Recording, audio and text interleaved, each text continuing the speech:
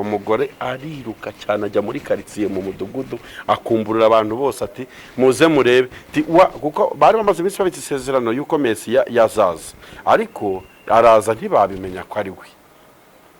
Arababwira ati banza wa Mesiya twahuye yaje tari kwiriba yambwiye icyo narari yambwira icyo nambariye imbere ambwira buri kantu kose nta gushidikanya muze mujye kureba namwe mwirebere. Bituma akurura abantu bose abazana kuri Yesu Kristo kuko yagize umugisha wo guhura na Kristo. Iyo nkuru ntiyayihererana ariho ngiye kukuganiriza neza. Nta mupasiteri wavuga ko yabaye connected n'ijuru yahuye na Kristo ngo narangiza avuga ukubiri nawe. Naje muri kimwe cy'abapasiteri wambwiye ngo bo kuri YouTube ngo birirwa barwana ahubwo kurwana kwabo mbona ari akantu gato bakora nta mwuka wera bafite. Ntibigeze bahora na Kristo ngo bamare inyota y'ibyaha.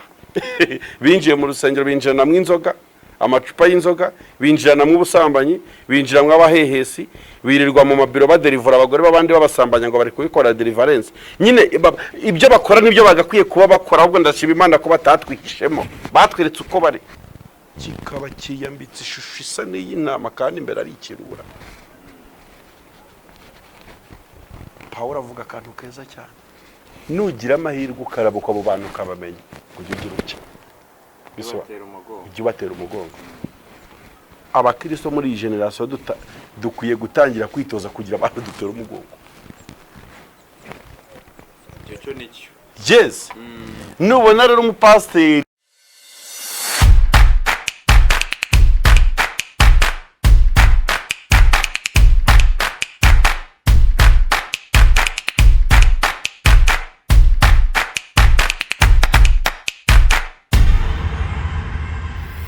Sirimesi kabiri ndetse sina gatatu mubona ikiganiro cyo kuri iyi online TV yitwa Revic TV ngende Jafet Munyaneza.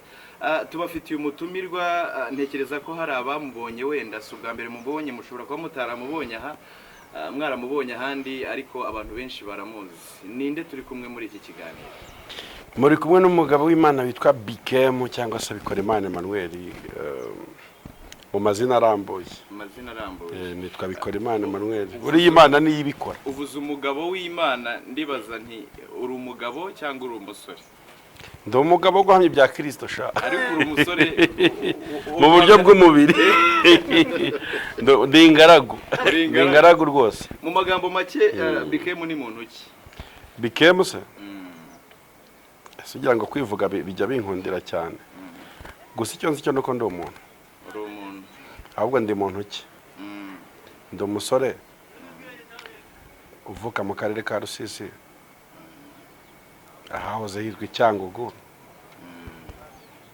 Nkaba ndi umuntu ukora umwuga n'ubundi w'itangazamakuru n'umuziki. Nkaba mba mu mujyi wa Kigali Remera. Ese si ibyo ugira ngo Bike tubonereho no gusuhuza abantu bakomoka iburengerazuba cyangwa se haba ari mu karere ka Rusizi ndetse na Nyamasheke na Karongi no mu zindi ntara turabasuhuje. Ahubwo mbere yuko twinjira ku bibazo nshaka kubaza hari igihe njya nibaza abanyamakuru bakora umwuga w'itangazamakuru ariko ari n'abakristo.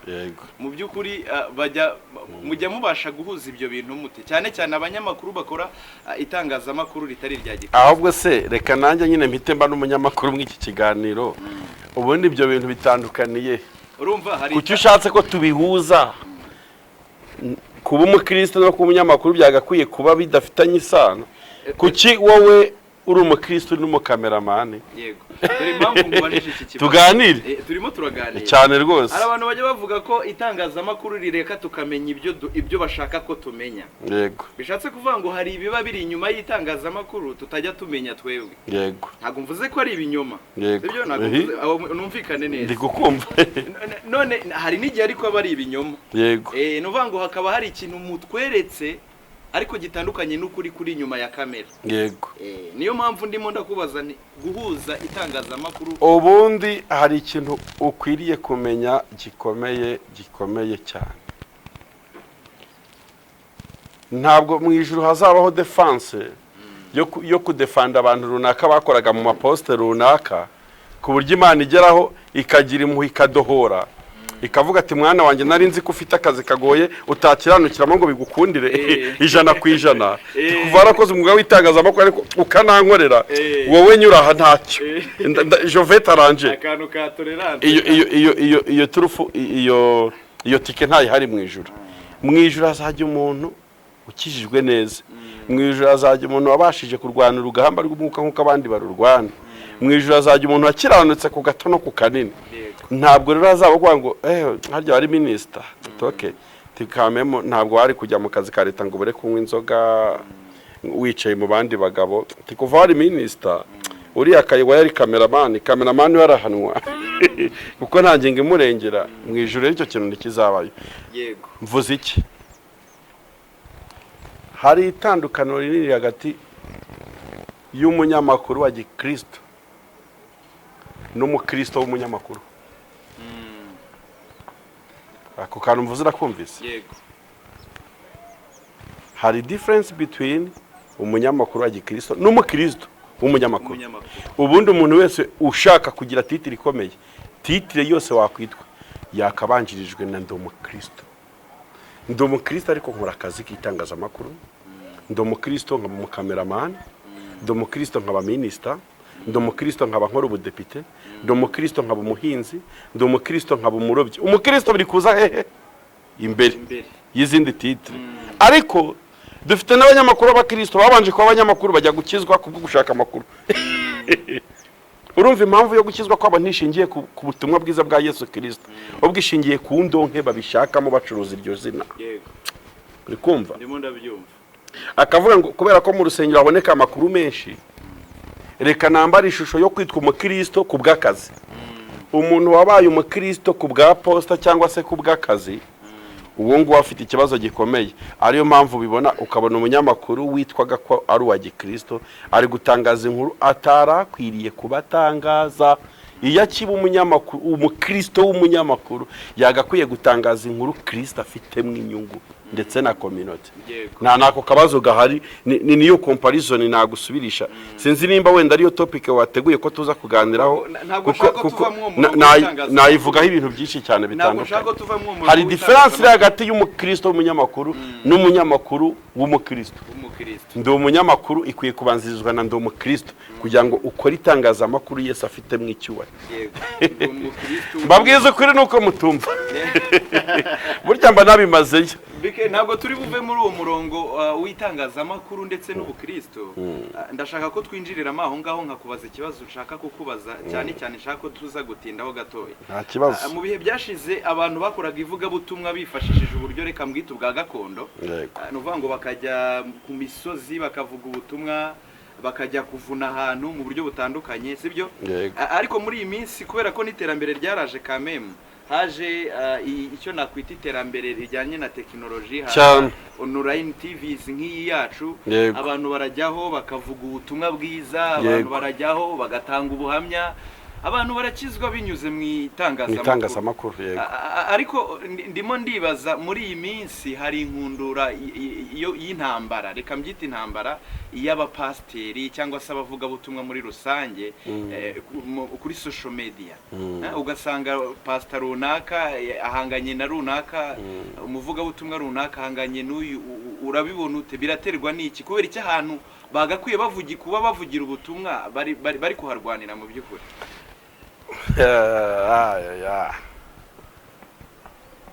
Ubundi iyo umbajije ikibazo nk'icyo,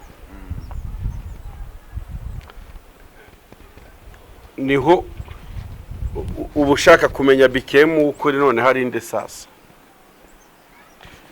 Mu buzima busanzwe bwa buri munsi mu biganiro nkora ku ma-TV atandukanye, nkunda kugaragara ngira ibintu nenga bibera mu gice cya gospel cyangwa mu nsengero, ngira n'ibindi nshima. Ni nayo mpamvu nanjye nagutumiye rwose. Urakoze cyane. Iyo hari ikintu cyiza cyo gushima, umukozi w'Imana yakoze ibintu byiza by'indashyikirwa, ndaza kuri kamera nkamushima, nkavuga ati abashumba bose yaba bakwigiyeho twagira abakristo bari strong mu mwuka bakomeye. Dufite ikibazo cy'abakristo bahuye n'ikibazo kitabaturutseho. bagiye kwiriba kuvoma bashiduka banyweye amazi y'ibiroha bamwe na bamwe. yego ntibakubitana n'amazi meza. Yesu ndaje ngusubize. Yesu yigeze kuba ari Yudaya ari kumwe n'abigishwa be, bafite urugendo rwerekeza i Galilaya.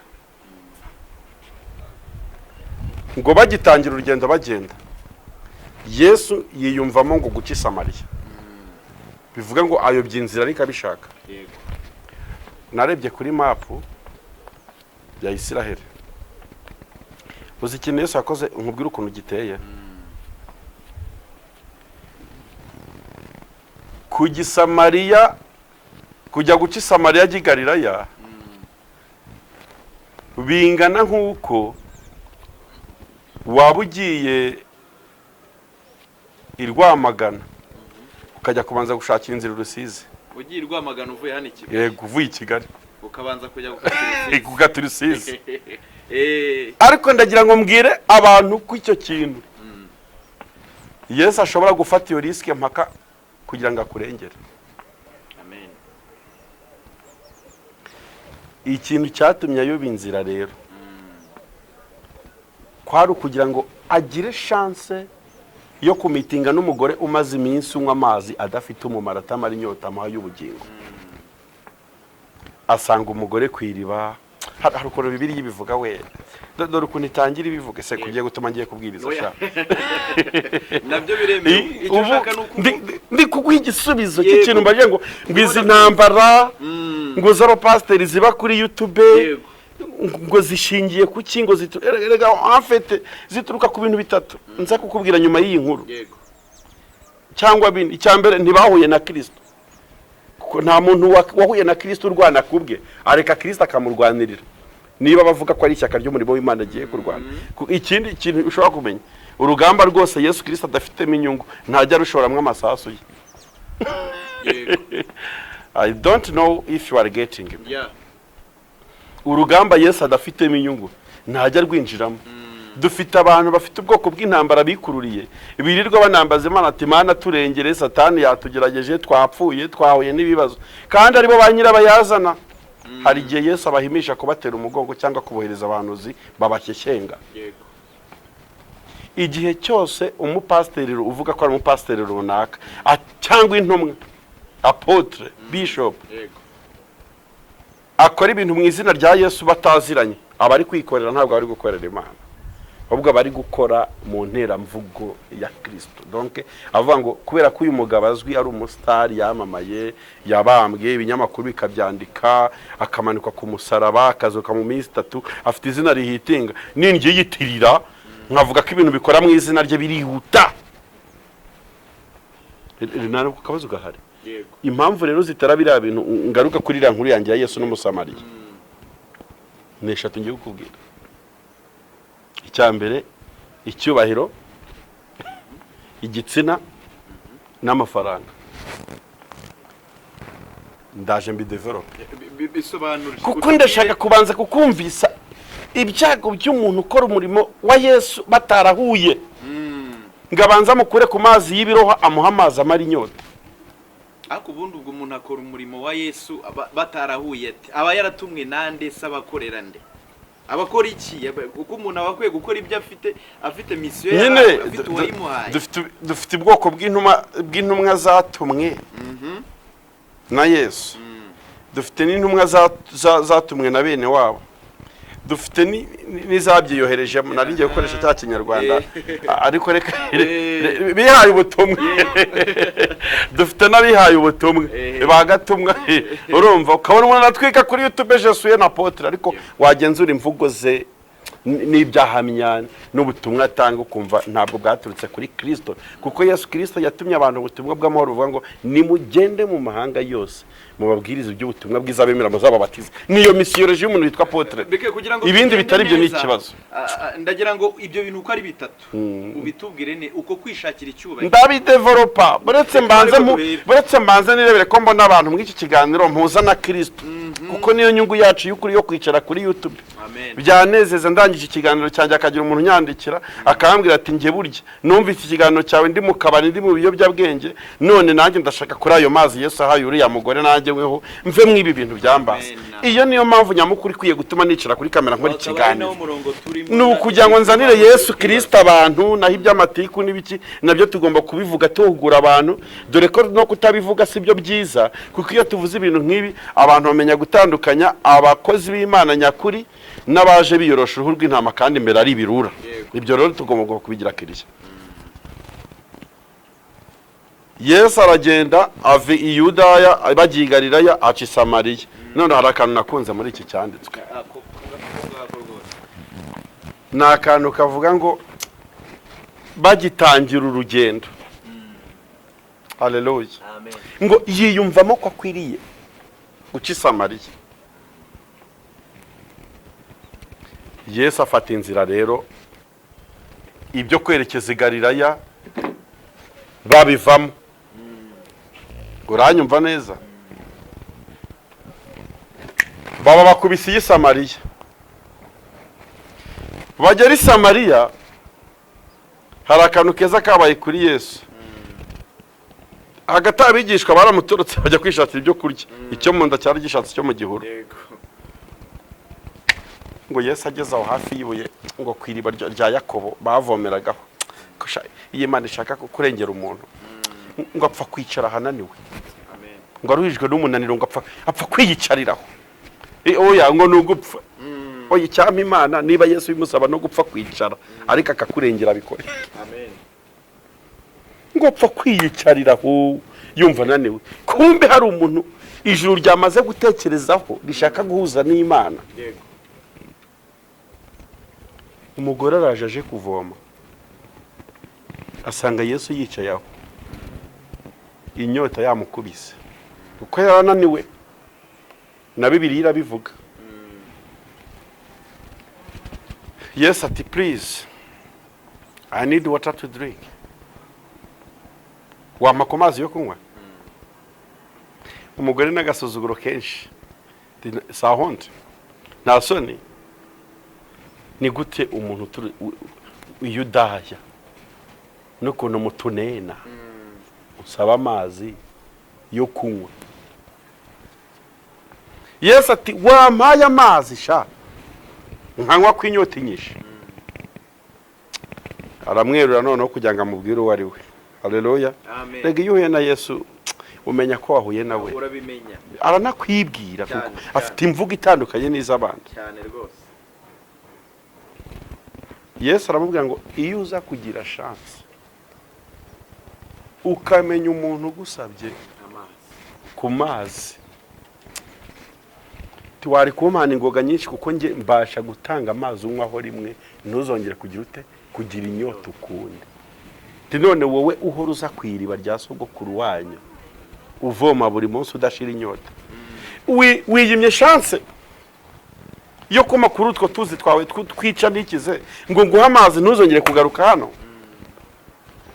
Umugore n'ubundi n'agasuzugura atariko ati no ati iri ni riba rya dadi.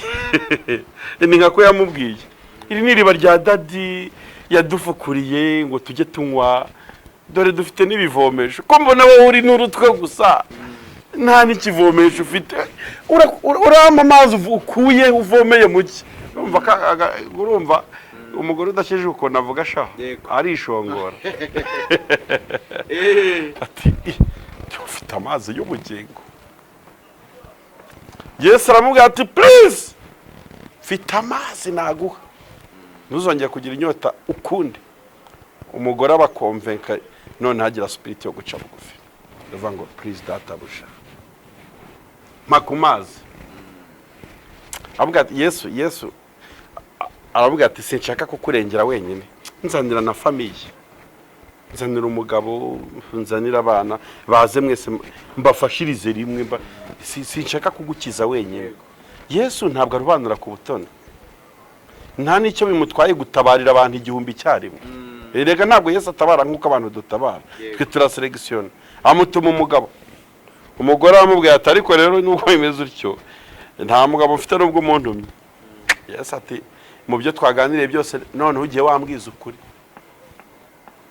ti koko nta mugabo ufite ti koko n'uwo mwararanye iri joro si uwawe.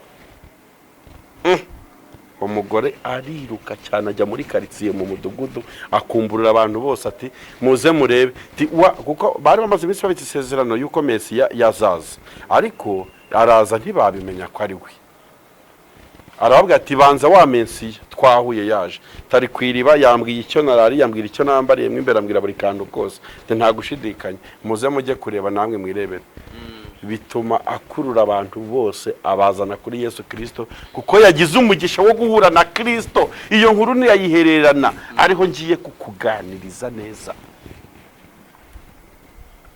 Nta mupasiteri wavuga ko yabaye konegite n'ijuru yahuye na Kristo ngo narangiza avuga ukubiri nawe. Naje muri kimwe cy'abapasiteri wambwiye ngo bo kuri YouTube ngo birirwa barwana, ahubwo kurwana kwabo mbona ari akantu gato bakora. Nta mwuka wera bafite, ntibigeze bahora na Kristo ngo bamare inyota y'ibyaha. Binjiye mu rusengero binjirana mu inzoga, amacupa y'inzoga, binjirana mu busambanyi, binjira mu abahehesi, birirwa mu mabiro baderivura abagore babandi babasambanya ngo bari kubikora deliverance. Nyine ibyo bakora nibyo bagakwiye kuba bakora, ahubwo ndashima Imana ko batatwihishemo, batweretse uko bari. Nibigeze nta njinga barengera ihari, nibigeze bagira chance yo gukubitana na Kristo, kuko umuntu wese wakubitanye n'inkuru nziza ya Kristo, y'ibya Yesu Kristo, yirukanka mu mudugudu no muri karitsiye, atega n'indege n'amamodoka n'ubwato arabukoresha, ajya kubwira abantu iby'umugabo bahuye. None si byo bari kuvuga, baravuga rero ibintu njeho sasa.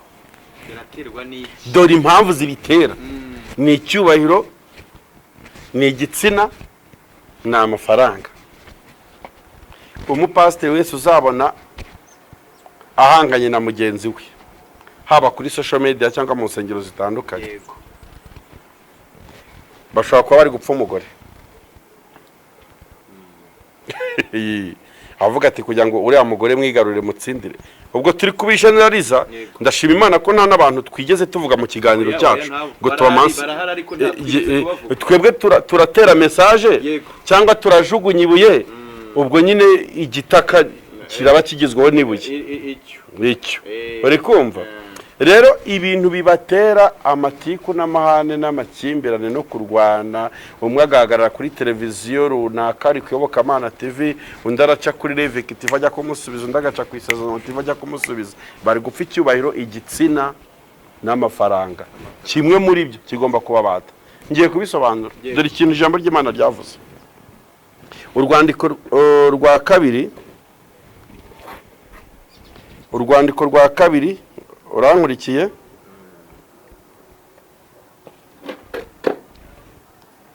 Urwandiko rwa kabiri Paulo yandikiye Timoteyo amuhugura,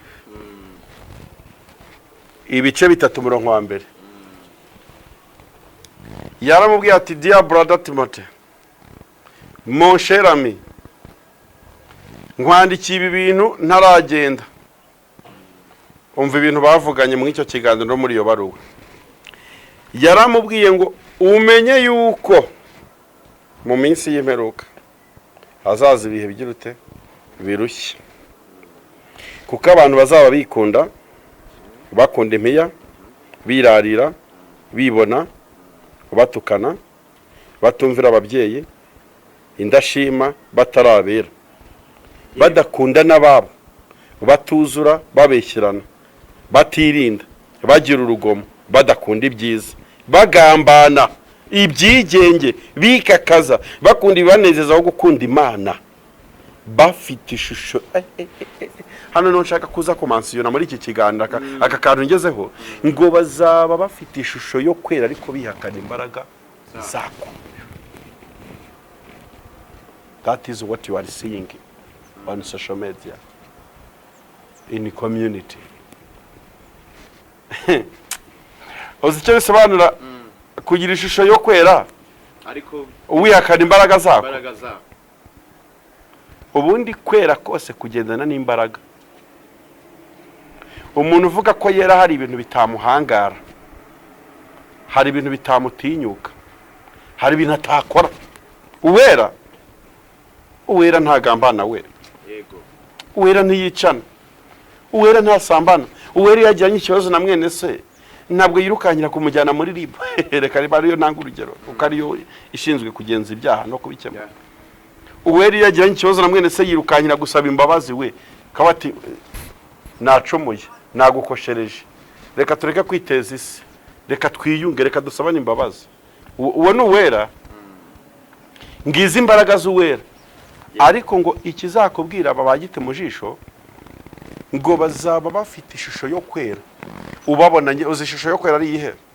Nuko wicaye imbere y'abantu uri kuvuga ibintu byiza, usoma n'ibyanditswe, byaba byiza rwose uri n'umumama nyine ugakura akamushwari muri bage ukihanagura n'amarira kugira ngo wereke abantu ko waturitse, ko wamenetse, abantu bakajya bavuga ati yombega ikimama cyubaha Imana we, atuzi ko kigera no kuri Kristo kikarira, kandi ari igisambo, ari ikibura, ari igisambanyi kimaze ingo z'abandi zigisenya z'Ikigali cyangwa n'ahandi, kikaba kiyambitse ishusho isa n'iy'intama kandi imbere ari ikirura. Pawulo avuga akantu keza cyane, nugira amahirwe ukarabuka abo bantu ukabamenya ujye ugira ucya, ujye ubatera umugongo. Abakristo muri iyi generasiyo dukwiye gutangira kwitoza kugira abantu dutera umugongo. Yes. Nubona rero umupasiteri ari gushyamirana n'undi, ntabwo bikwiye kuba bitangaza abantu, ahubwo igitangaje ni ishusho yo kwera biyambitse kandi batera cyangwa bihakana imbaraga zako.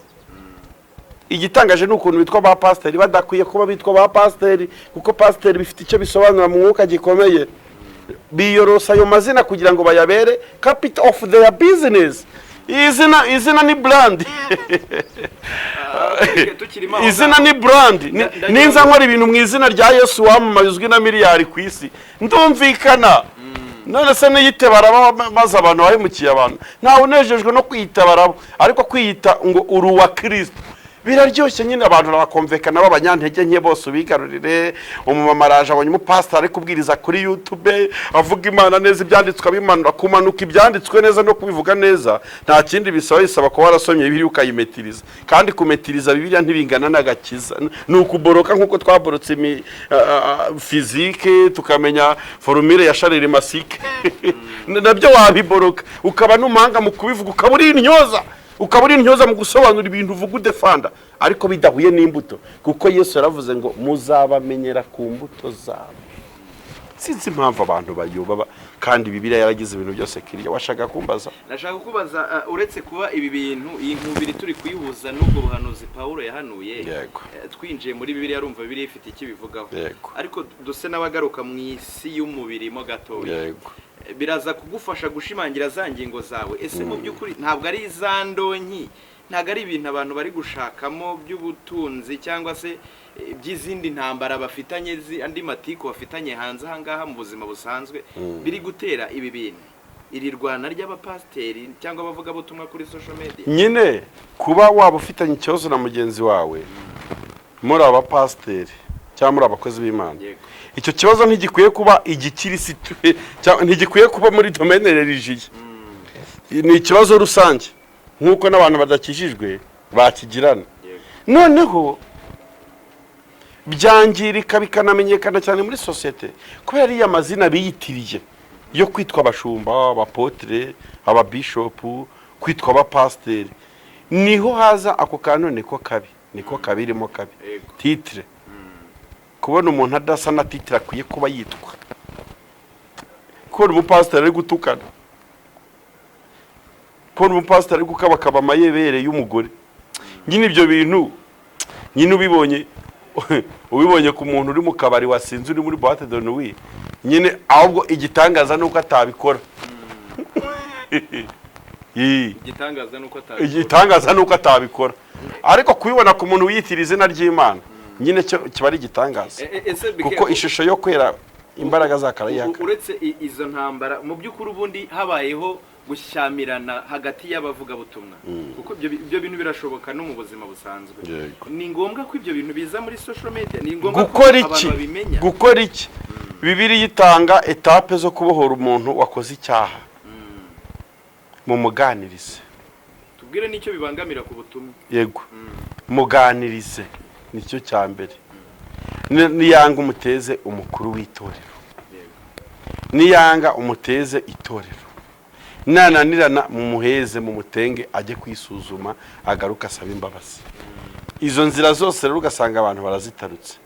Dore icyo urancokoje sha, dore icyo bibangamira gikomeye aricyo gituma bikemu nicara kuri kamera nkumva namera nka Phineas. Phineas uramuzi? Ndamure. Icyo byangiza nicyo gituma wumva mvuga n'amagambo menshi nyasukiranya kugira ngo ndebe ko naci iyo divo spirit. Phineas cyane uko Imana itakemera ko turwanira mu mubiri nk'abakera ngo natwe tube twaterura ibintu. Oya generation turimo ubutumwa bwiza twahawe ubu n'ubw'ubuntu n'umudendezo. Ntabwo tukimeze nka ba Phineas, ariko kandi nabwo ni n'amahirwe ntitukimeze nka bahuza baguye inyuma y'isanduka. Ariko Phineas rwose ngo yigeze aza rwose asanga abahungu ba Lewi bafite ukuntu bari kwigira, bari kurya akantu n'abapfakazi bazaga kureba base cyangwa bazaga kubareba bazanye ibyifuzo bitandukanye ngo babasengere. Yeze yinjira mu ihema ngasanga bari kuri sambaniramo. Asanze bari sambaniramo uzakantu yakoze yafashe icumu umuhigi kabisa. Ati mbonye umuhigo adatekereje kabiri. Yari afite umwanya wo gutekereza se. Ewan ngo gufatira ikintu bita icumu. Ashobora kuba yari umuhanga, ashobora kuba yari azi kumasha. Ebana ikigabo cyubara hejuru y'ikigore ngo icumu riratunguranye. Yego. Rihinguka ku butaka. Fakano nkunda we. Ingimana unguze ko Imana yavuze. Muri aka gace mutuye mati abantu bamaze iminsi bankorera utuntu twiza dutandukanye, ariko ntawe urankorera akantu kameze nkako Phineas ankoreye. Ubundi kwica umuntu byagakwiye kuba ari icyaha, byagakwiye kuba n'Imana itabifelicita. Niyo mpamvu urugamba rwose Imana ifite inyungu irarufinansa. Haleluya. Amen. Iranarushima. Abana ba pasiteri bari gusambanira mu ihema ngo bitwaje ngo nuko ari abana b'abatambyi. Phineas ati ishyaka ry'inzu y'Imana rirandya nka kwa kundi Yesu yasanze bacuriza mu isoko agakubita atitaye kuri source of capital yabari abacuruzi bose akamenagura. Ngo niko Phineas nawe yaje nico marahinguranya. Imana iravuga ati Phineas felicitation mwana wanjye nkoreye akantu keza. Urumva ko ibintu by'Imana bitangaje. Nyamara witwa Uza wagiye afite ishyaka ryinshi n'umuhate n'umwete mwinshi cyane n'urukundo we. Uza ndagira ngo mbwira abantu ko atari umugome, ni yangaga n'Imana. Yayigiriye urukundo ahubwo adakwiye kuba yigirira. Ikindi yivanza mu bitamureba. Uza aragenda sha isanduku y'Imana igiye kugate Imana ati we undamira uti urandamira uri mwene de warabisigiwe. Imana imutsinde nyuma y'isanduku. Ariko Phineas yisha abasambana Imana imuha felicitation. Niki nshaka kuvuga ku kibazo wambajije dusoza. Ubundi nijya mutumirwa wenyine ujye usoza ikiganiro nta gitangiye. Niko bigenda gutera umunyamakuru. Umva ko kantu ushyizemo ngo dusoze. Come on. Impagite bino bintu bifite byize ntambara z'abantu yitira izina ry'Imana barwanira kuri bose babireba aho abantu bababona biraganisha icyambere. Imana yigeze itangaza avuga ngo ndambiwe ku izina ryanjye rituka mu banyamahanga, mu bantu batazi Imana. Icyambere kirimo gikomeye kigiye gutuma n'Imana ibihagurukira. Imana igiye guhaguruka, kandi Imana igiye guhaguruka igiye gukubura, kandi nimuza kureba nabe hari abantu baza kugendana n'ibishingwe. Impagite bifite mbi nizo zituma ubundi ntajya mpagarika no magambo kuri YouTube. Icyambere biratukisha izina ry'Uwiteka Imana mu banyamahanga. Icya kabiri bari gusibanganya no gusenya ubutumwa bwiza bari baravuze mbere. Icya gatatu biratuma abantu banga imana yacu batari bayizi, bashakaga gukizwa kubera kwitegereza amafoto n'amasura y'ibyo barimo, bakavuga ati se n'ubundi nimba abashumba ari kuriya bitwara turakizwa iki? Nimba ari zira nyigisho batanga twebwe turakizwa iki? Turaruka gute? Ni ukuvuga ngo babaye umupaka cyangwa bariyeri ituma abantu bataza mu rusengero, ituma abantu bataza mu nzu y'Imana. Uri kumva? Ibyo rero birahagije ngo tubarwanye bo gatsindwa n'Imana, tunabamagane nimba batihannye ngo bahindukire bavuga icyo bagakwiriye kuba bakora. Umukozi w'Imana ubundi batumiye mu kiganiro kuri YouTube, hari ibintu akwiye kubanza gutekereza mbere uko atangira kuvuga. Akwiye kubanza kwibaza, ninde ugiye kuvuga ibi bintu, ni bande bazabyumva, ndavuga ku bwande? Kuko abantu b'Imana ntibavuga ku bwabo, kuko turi muri misiyoloji ya Kristo.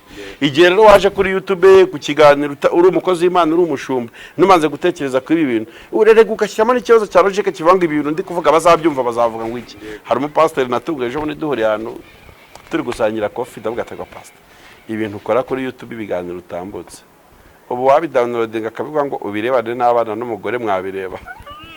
Abanga ati ntabyo twarebana. Ndabati niba utarebana n'abana bawe ibintu uvuga koko ubwo nturi koreka abantu. Yego, ni ikibazo. Mu ijambo rimwe uraho ubutumwa ki abantu bakurikira ibyo bintu, abakristo bakurikira niyo? Abakristo ikintu bakwiye kumenya icya mbere, ubu ni ukwijajabira, niyo minsi turimo. Icya kabiri, ntajye umuntu uzagushyira ibikabyo ngo arasenga cyane, ngo arakijijwe cyane, uzamugenzuza imirimo n'imbuto, kuko nicyo Yesu yadusabye. Umuzababimenyera kuki? Ku mbuto zabo. Nicyo bakwiye kuba bareba. Icya gatatu, niba urabutswe uwo muntu ko atari umugenzi w'Igisiyoni ukamubaraho imbuto, mutera umugongo wikomereza urugendo rujya mu ijuru, kuko Pawulo yamaze kubitangira uburenganzira. Bene abo mujya mugira ute? Mujya mubatera umugongo. Abahindure benshi ku gukiranuka ngo bazaka nk'inyenyeri. Abantu rero nibareke kuba ibyapa biyobora abagenzi bo ntaho biri kwerekeza. Uko niko kuri, kandi iki kiganiro nkoze ibi bintu ntangaje hano n'ahandi hatari hano niteguye kuzabisubiramo. Yego, urakoze cyane, ni nayo mpamvu nari nagutumiye. Reka tugushimire kandi twizere ko n'ubutaha nitugukenera uzaza. Nzaza se ahubwo bivugwa, nzaza cyane. Amahoro y'Imana rero akomeza abane namwe. Reka dukomeze tubifurize kugira ibihe byiza. Murakoze cyane. Asante.